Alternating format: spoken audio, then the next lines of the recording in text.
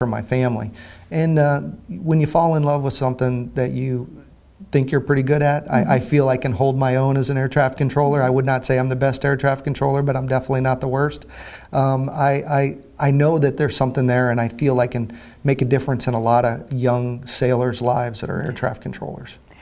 It was a big leap to leave a very small town, a farming community, your farming family, and join the military and go into air traffic control.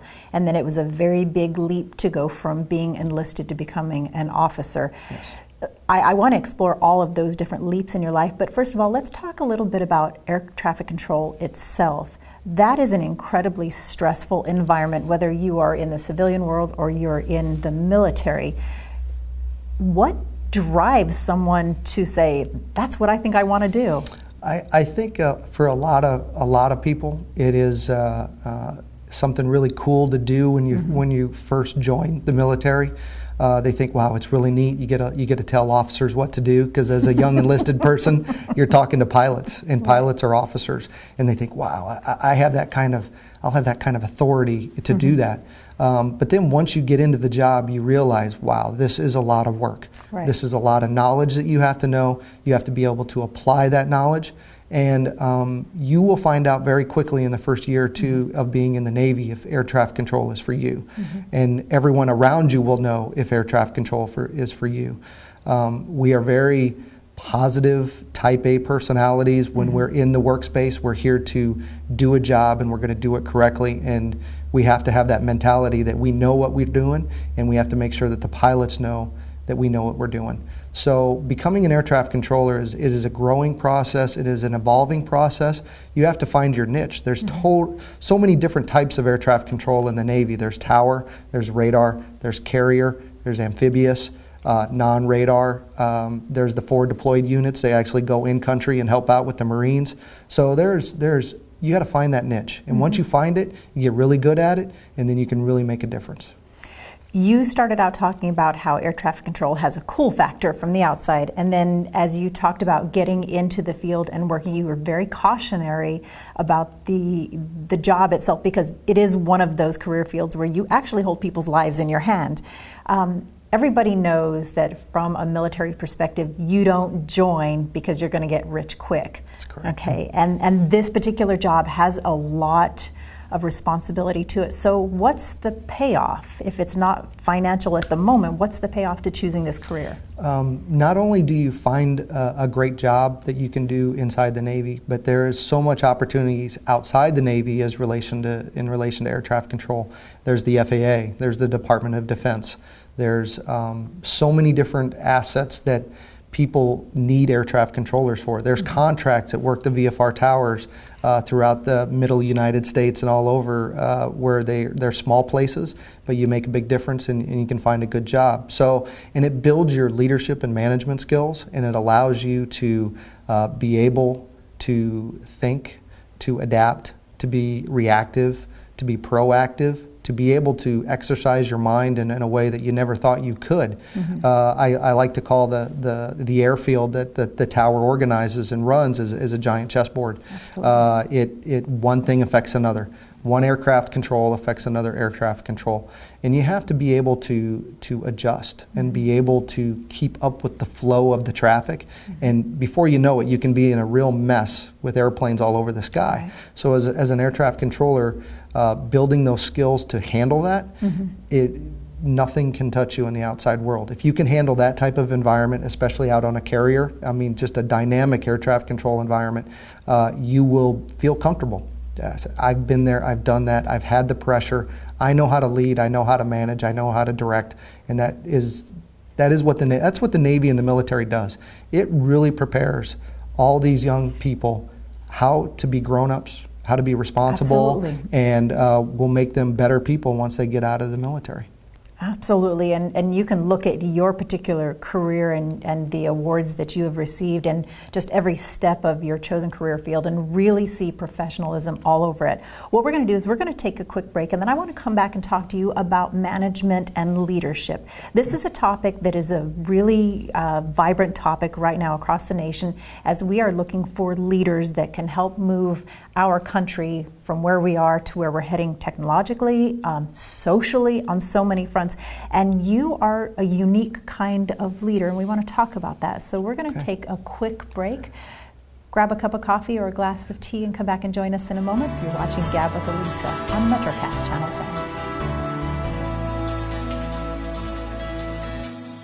10. Life is a journey. Every day is a chance to do more, be more, and be better. Hi, I'm Dawn Campbell. Join me on this journey to be your best, whether you're working in a cubicle, managing a full house, or entering a new chapter of life. If you feel good, you look good, inside and out. Join me each week for Be Your Best on MetroCast Channel 10. We can do it together. Be Your Best is brought to you by Burris' Old Town Insurance, an independent agent representing Erie Insurance Group. You're watching GAB with ALisa on MetroCast Channel 10. Thanks for coming back as we continue to talk to Lieutenant Commander Earl Drey, the 2014 Junior Navy Military Officer of the Year. Such an incredible accomplishment. Thank you. You don't get those kinds of titles and awards unless you are great at what you do, but also you have the ability to lead and to manage. So let's talk a little bit about your leadership and your management skills. Tell me about your division, first of all. I am in command or in charge of 69 military and 10 civilian air traffic controllers, along with 3 flight planning contractors that also work underneath me. And we're there to provide the air traffic control services and flight planning services for the base, the wing, the test wing, and any tenant commands that's stationed here, and ensuring that we move traffic effectively and safely and orderly. What's your personal management philosophy when you step into your office every day and you've got all of these people depending on you to lead them, to guide them, to encourage them, to teach them? What's your personal motivation and your philosophy?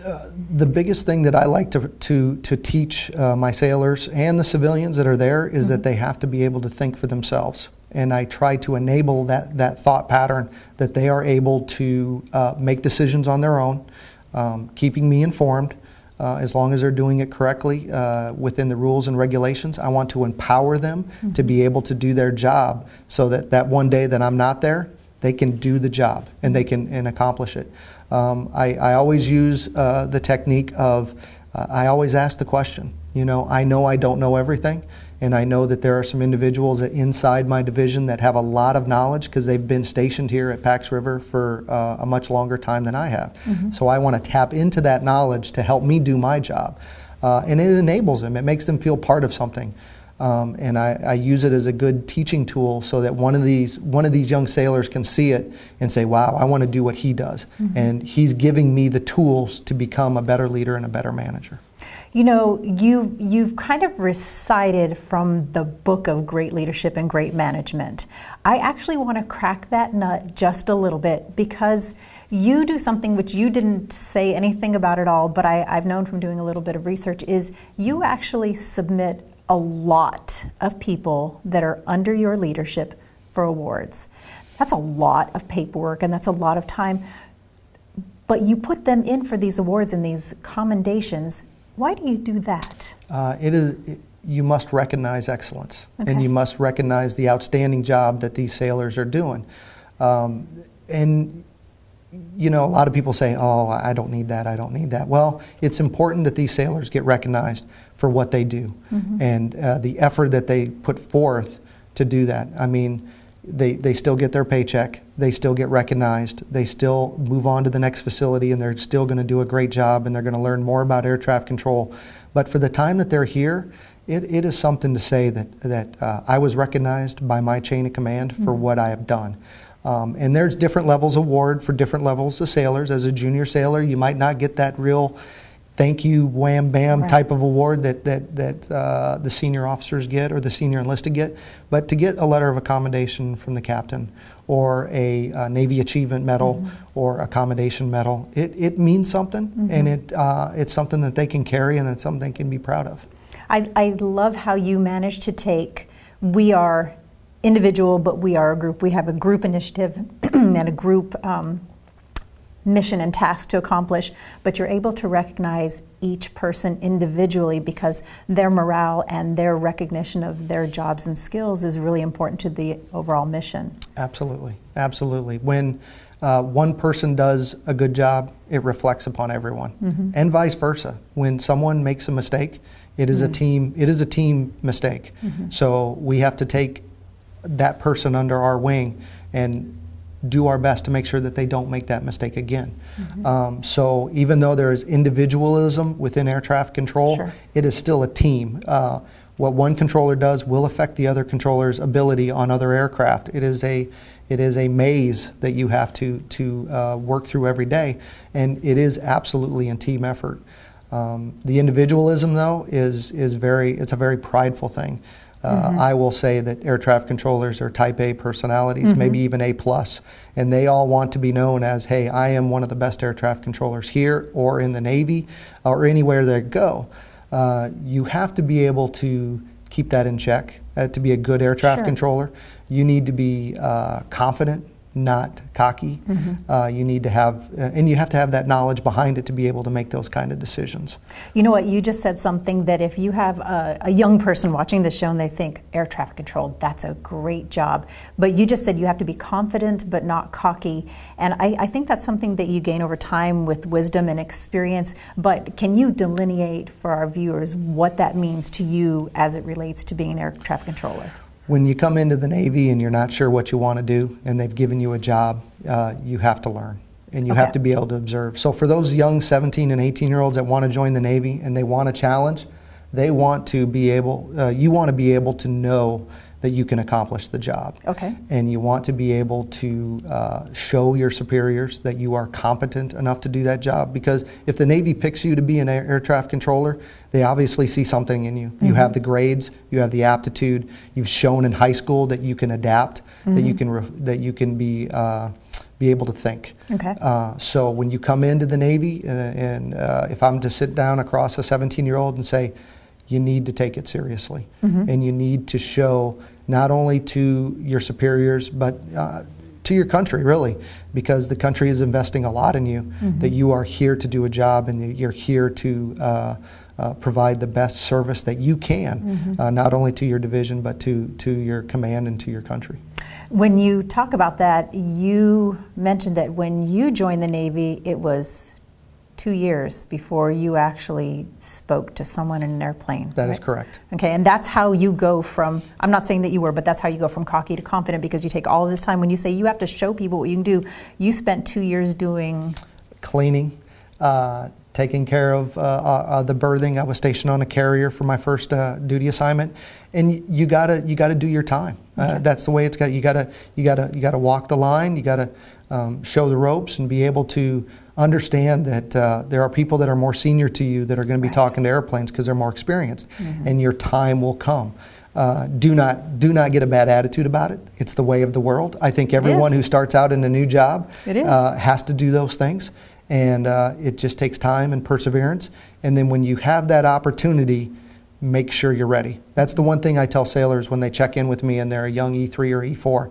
I says, you might not have a headset right now and you're not able to talk to airplanes, but the moment I hand you that headset and say, it's time for you to talk to an airplane, you need to be prepared. So because there's someone right behind you that wants to do the job as well. So you got to be in the books and you got to study hard, know the information so that you can apply it. There's an iconic movie from way back when that this kind of equates to the situation. Wax on, wax off. You got to do the floors before you can direct the air traffic. Yes. We're going to take a quick break, and when we come back, we're going to kind of switch topics. We're going to go from your professional career to your personal life, talk a little bit about your family, St. Mary's County, what your hopes and dreams are for this community. So we'll do that in a moment. We're going to take a quick break. You're watching GAB with ALisa on MetroCast Channel 10. Everybody knows Jeep is an American icon. It's fun on the road, off the road, to take you anywhere you want to go. Here at Fitzgerald, we have all the Jeep Chrysler models and our low posted price. There's no hassle, no haggle buying a car here. It's fun. Plus, it's backed up with Fitzway service. Get 0% APR financing on almost every new 2015 Chrysler, Dodge, and Jeep. Treat yourself to an American icon. That's the Fitzway. There's just no better way to go. Changing times brings changing needs. That's why, for your convenience, Booth's Heating and Air have extended their service hours to 10 hours a day, Monday through Saturday, at regular service rates. Through rigorous training classes and courteous business practices, Booth's technicians always go above and beyond to provide you with award-winning customer service that you can trust. Booth's Heating and Air, serving the Southern Maryland area since 1993.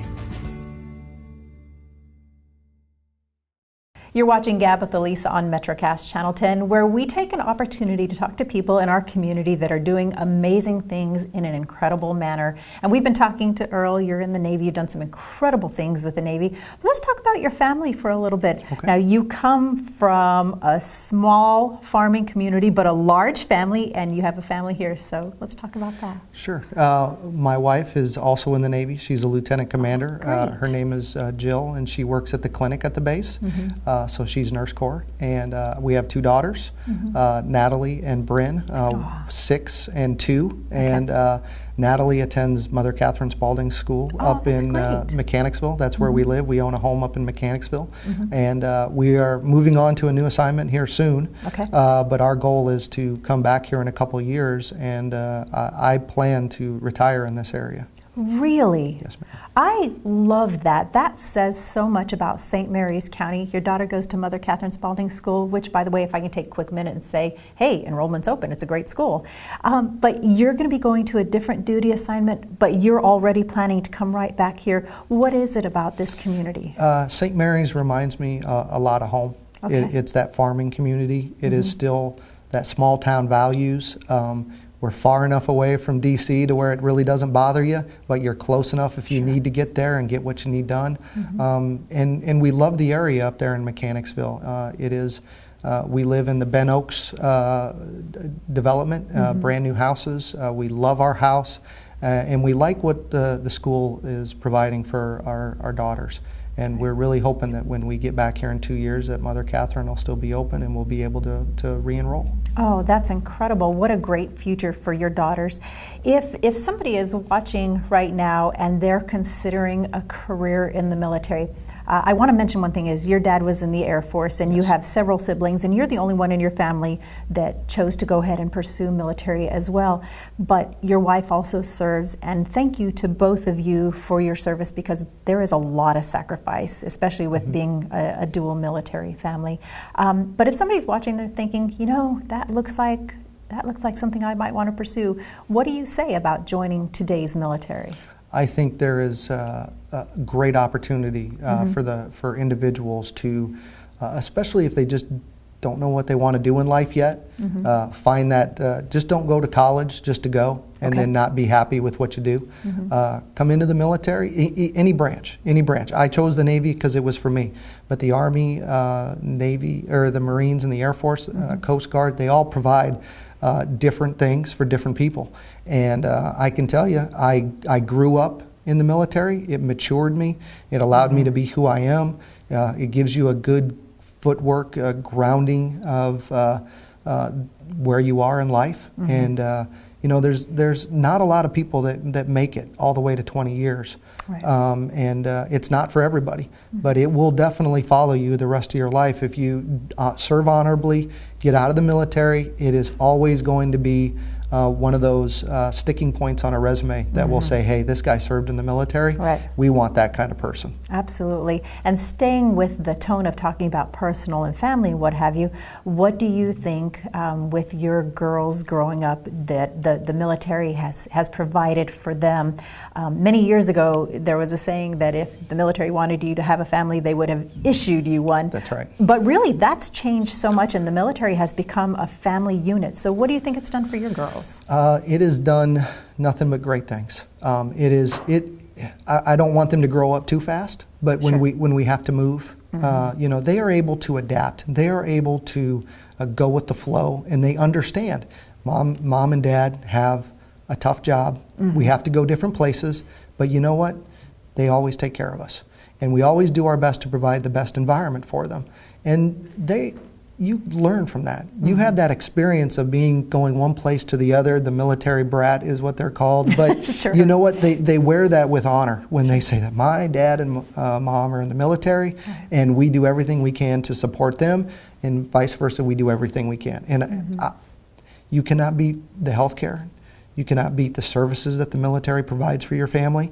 Anything you need to take care of your family and provide for that family, the military is there for you, and they take care of you. That's great. That's incredible. Well, hats off to you for the job that you've done, not only for yourself and for your family, but for those that work under your leadership. You're an incredibly professional representative of our community at large, military, civilian, what have you, incredible representative. And we'll look forward to seeing you and your family back in our community in a couple of years. Best wishes. Thank you. Thank you. Thanks for joining us today on GAB with ALisa. We hope we've encouraged, inspired, and maybe even educated you a little bit today. We'll see you next time. You're watching MetroCast Channel 10.